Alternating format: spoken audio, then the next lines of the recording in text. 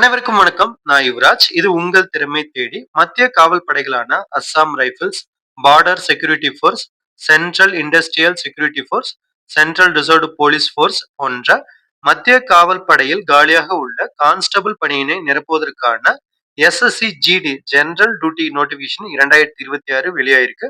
மொத்த காலி பணியிடங்கள் 25,487.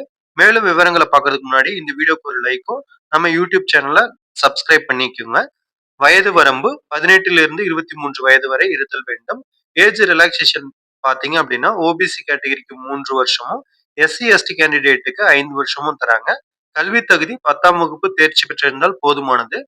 தேர்வு முறை எழுத்து தேர்வு இருக்கும். உடற்தகுதி தேர்வு, உயரம், எடை போன்ற தேர்வும், உடல் திறன் தேர்வு, ஓட்டப்பந்தயம், நீளம் தாண்டுதல் போன்ற தேர்வுகளும் இருக்கும்.